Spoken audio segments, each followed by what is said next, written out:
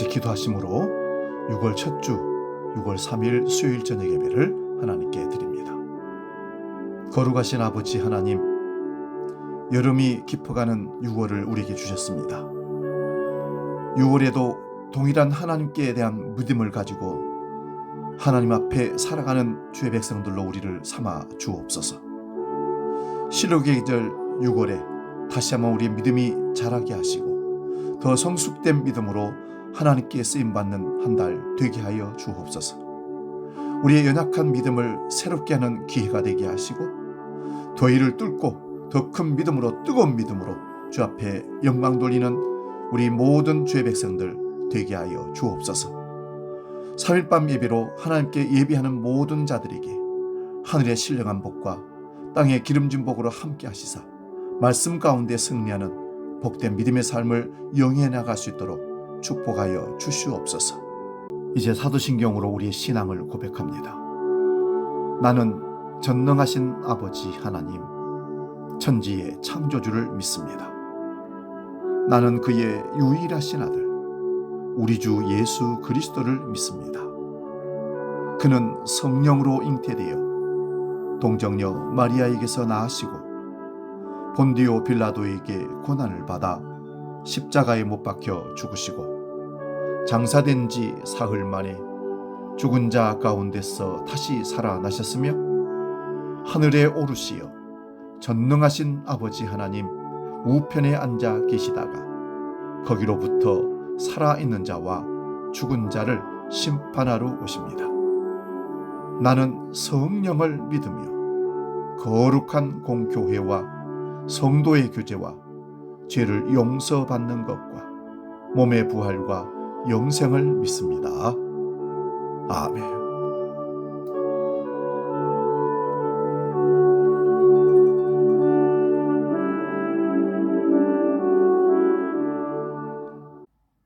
찬송가 407장 구주와 함께 나 죽었으니 함께 찬송합니다.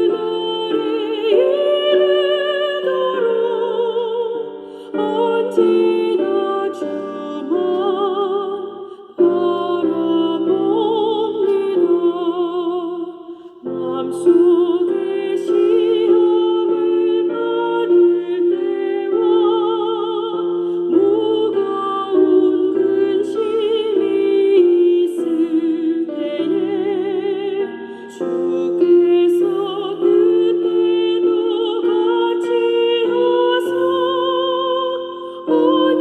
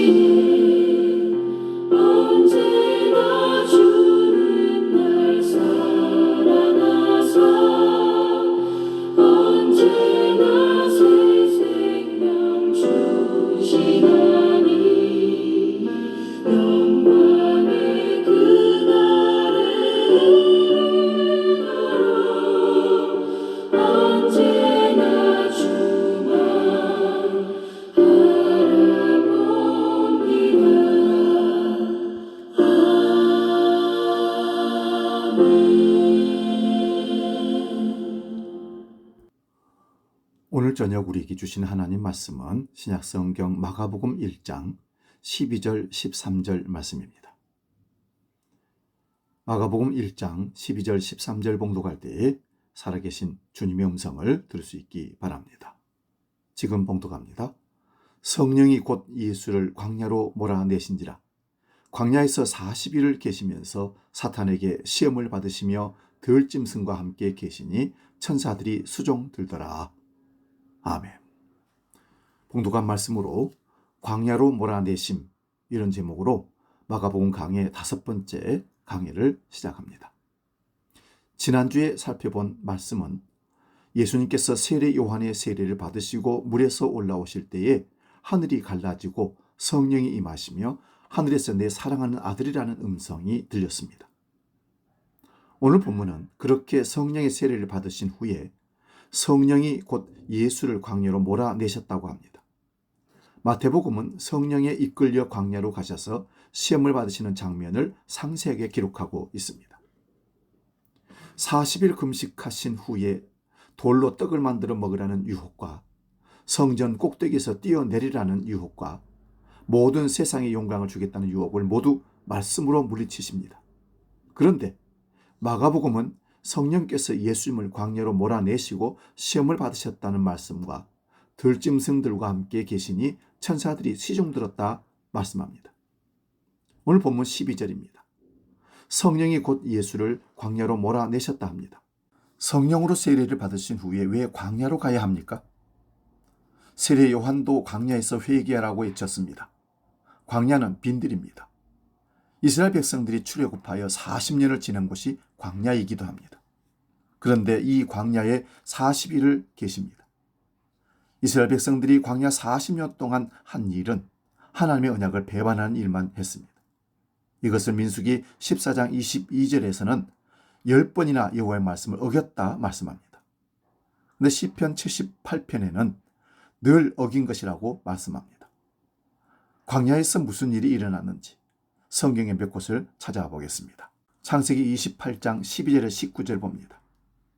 꿈에 본즉 사닥다리가 땅 위에 서 있는데 그 꼭대기가 하늘에 닿고 또 본즉 하나님의 사자들이 그 위에 오르락내리락 하고 또 본즉 여호와께서 그 위에 서서 이르시되 나는 여호와니 너의 조부 아브라함의 하나님이요 이삭의 하나님이라.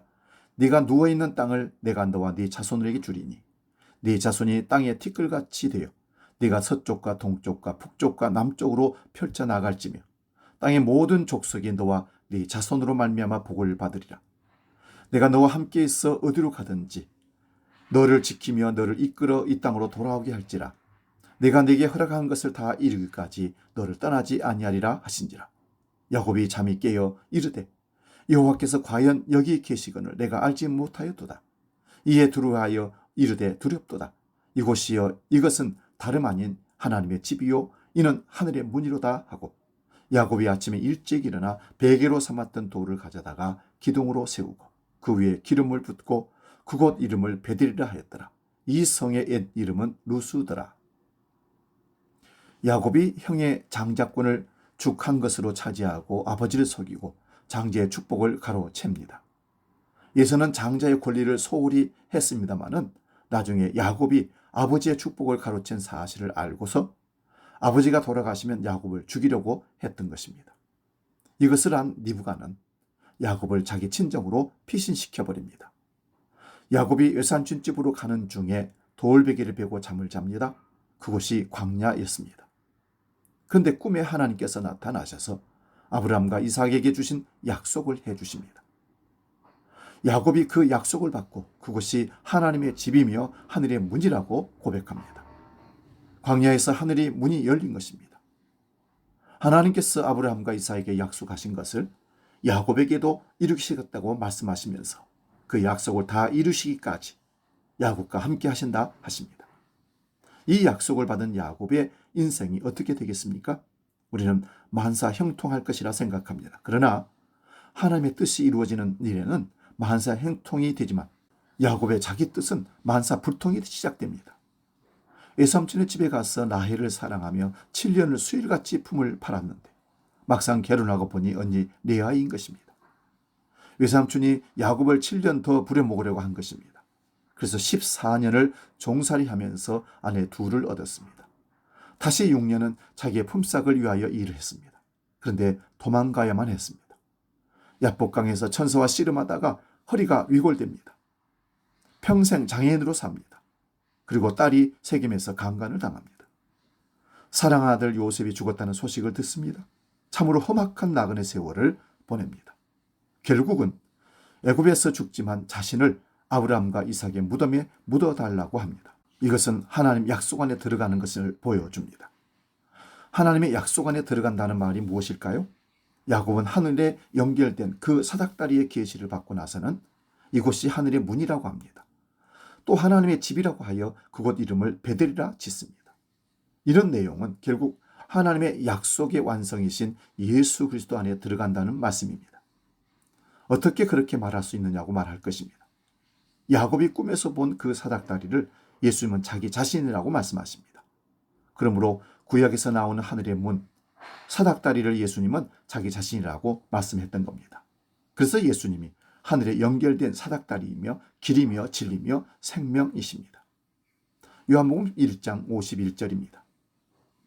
또 이르시되 진실로 진실로 너희에게 이르노니 하늘이 열리고 하나님의 사자들이 인자 위에 오르락내리락 하는 것을 보리라 하시니라.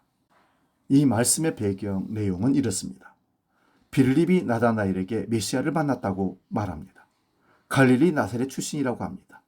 그때 나다나엘은 나사렛에서 무슨 선한 것이 나오겠느냐 말합니다. 그러자 빌립이 나다나엘을 예수님께 가보자고 합니다. 예수님께서 먼저 나다나엘에게 말씀하시기를 이는 참 이스라엘이라고 하면서 그 속에 간사한 것이 없다고 말합니다. 나다나엘이 어떻게 나를 아느냐고 묻자 내가 무화과나무 아래에 있을 때에 보았다는 말씀을 듣고 바로 예수님을 향하여 당신은 하나님의 아들이며 이스라엘의 임금이라고 고백합니다. 그때 내가 너를 무화과나무 아래에 있었던 것을 보았다고 하는 말을 믿는다면 이보다 더 큰 일을 볼 것인데 그것은 하늘이 열리고 하나님의 사자들이 인자 위에 오르락내리락 할 것을 보리라 합니다. 예수님이 하늘의 문이시며 길이십니다. 이것을 야곱은 광야에서 미리 본 것입니다. 그래서 예수님은 그 사닥다리를 자신이라고 고백하는 것입니다.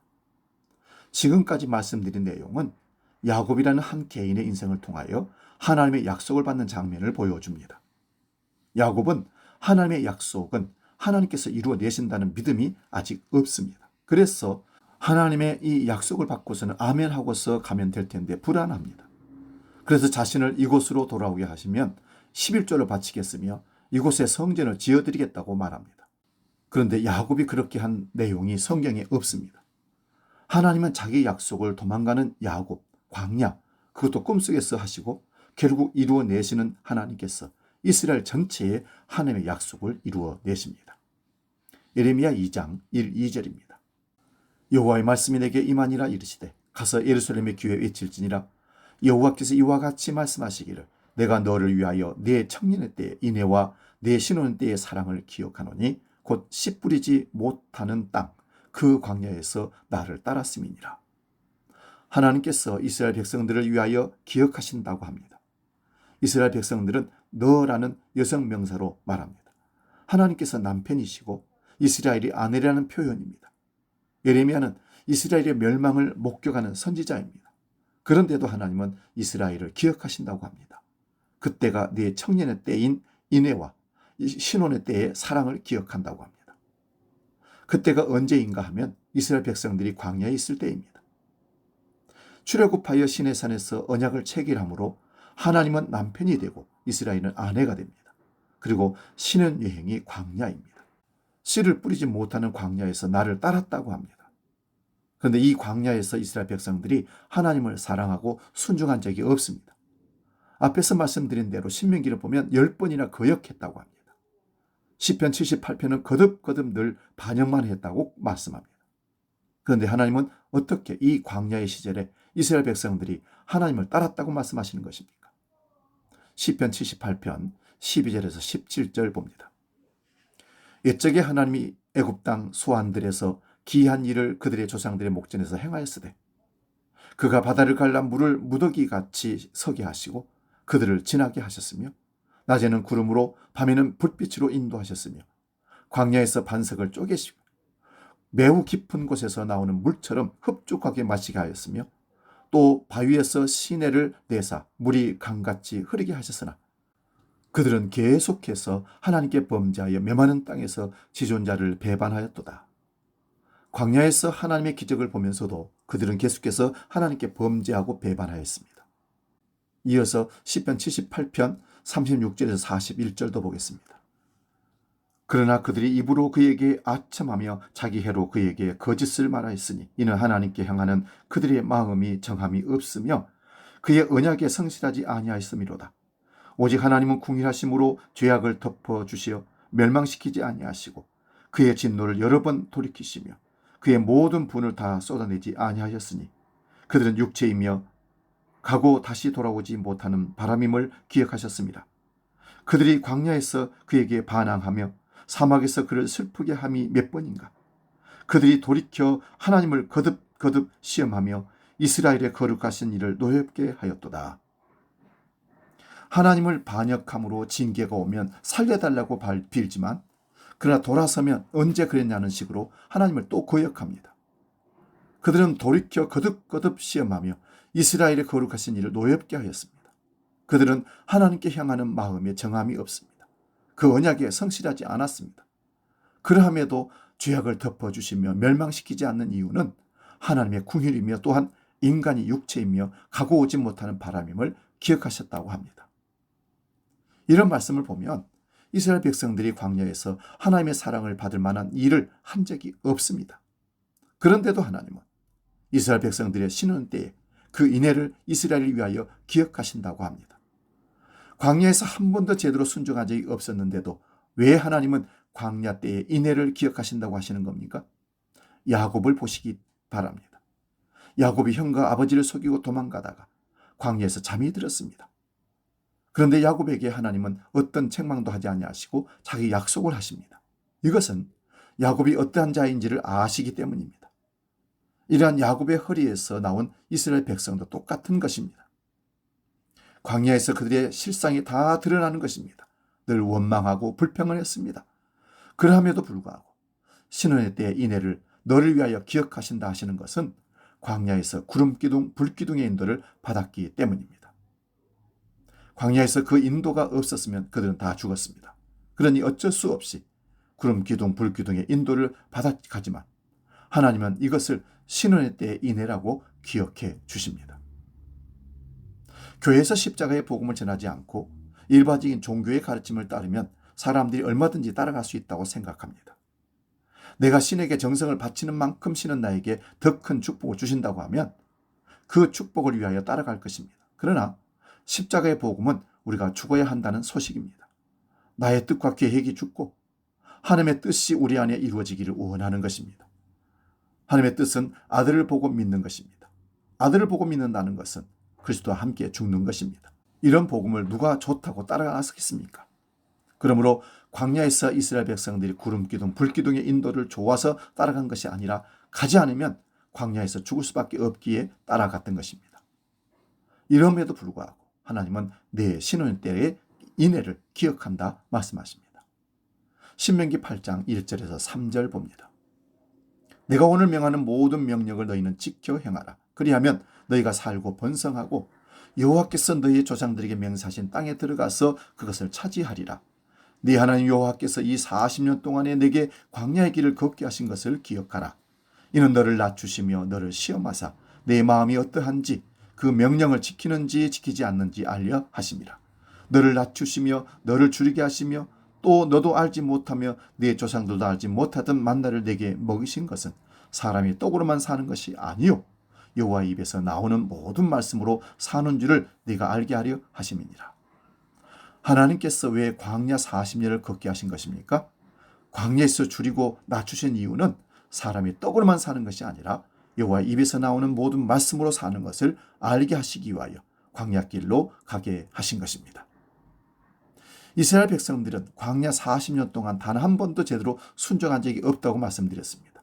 물이 없다고 원망합니다. 양식이 없다고 원망합니다. 길이 험하다고 원망합니다. 구름기둥, 불기둥의 인도를 목격하면서도 원망을 합니다. 만나를 먹고 반석에서 물을 마시면서도 불평을 합니다.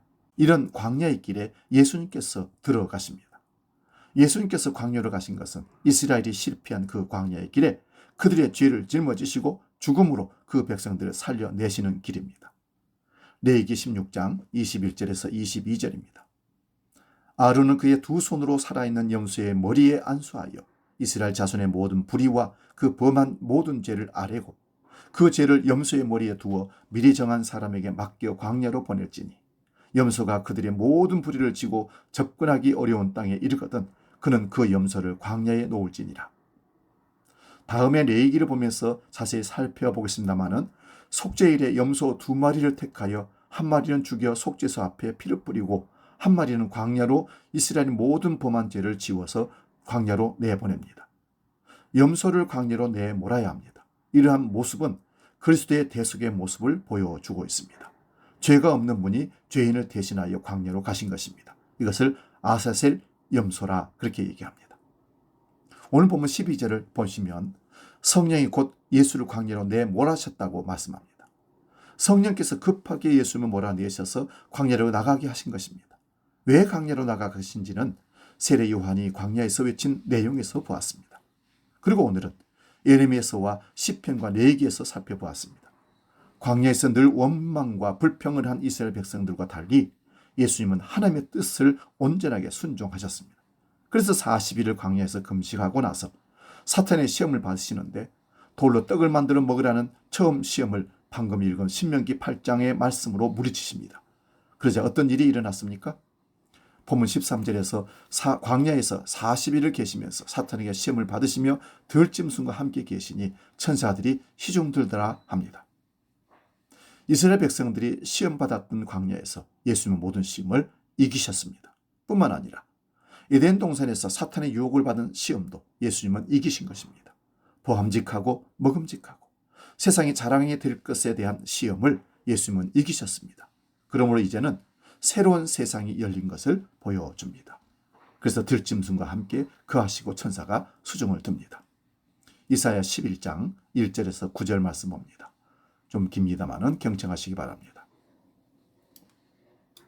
이 새 줄기에서 한 싹이 나며 그 뿌리에서 한 가지가 나서 결실할 것이요 그 위에 여호와의 영 곧 지혜와 총명의 영이요 모략과 재능의 영이요 지식과 여호와를 경외하는 영이 강림하시리니 그가 여호와를 경외함으로 즐거움을 삼을 것이며 그의 눈에 보이는 대로 심판하지 아니하며 그의 귀에 들리는 대로 판단하지 아니하며 공의로 가난한 자를 심판하며 정직으로 세상의 겸손한 자를 판단할 것이며 그의 입에 막대기로 세상을 치며 그의 입술의 기운으로 악인을 죽일 것이며 공의로 그의 허리띠를 삼으며 성실로 그의 몸에 띠를 삼으리라.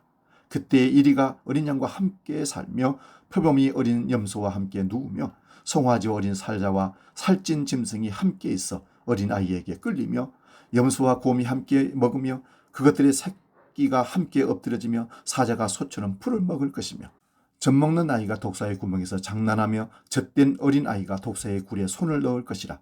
내 거룩한 산 모든 곳에서 해됨도 없고 상함도 없을 것이니 이는 물이 바다를 덮음같이 여호와를 아는 지식이 세상에 충만할 것임이니라. 아멘. 메시아가 이 땅에 오시면 이 일을 이루십니다. 광야에서 시험을 받으시고 이기신 예수님은 결국 십자가에서 최종 승리를 하십니다.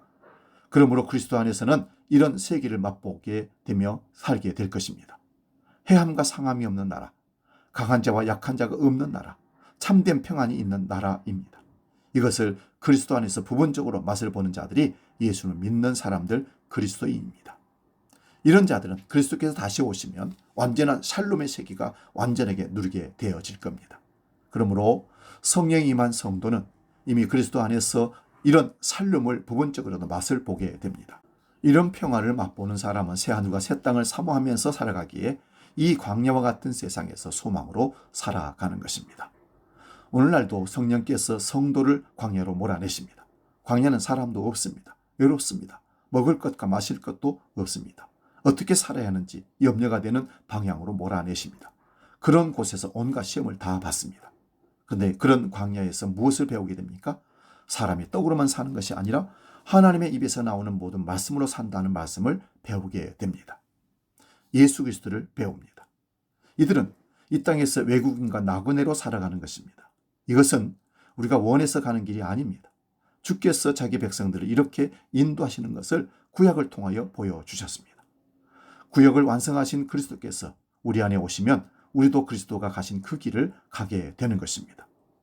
하나님의 심판을 통하여 남은 자를 돌아오게 하시고 그들 안에 하나님께서 함께 하신다는 것입니다. 이것을 예수님은 십자가로 다 이루시고 우리 안에 오셔서 우리와 영원히 함께 하신다는 것이 복음입니다. 이 복음의 길이 광야로 가는 길입니다. 그 광야로 몰아내실 때 십자가를 바라보시기를 바랍니다. 찬송가 391장 오 놀라운 구세주 찬송하고 기도하고 마치겠습니다.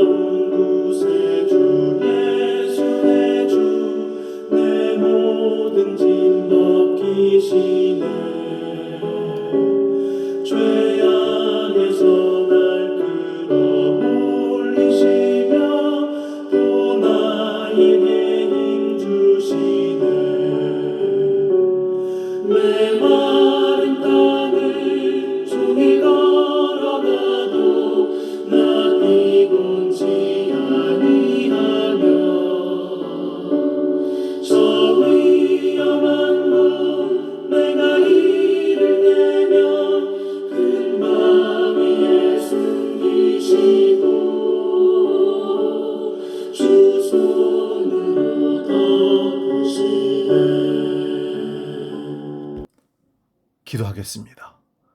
거룩하신 하나님 아버지, 성령에 밀려 광야로 나아가 인류의 실패를 온전한 순종의 승리로 바꾸신 예수 그리스도의 은혜를 찬양합니다.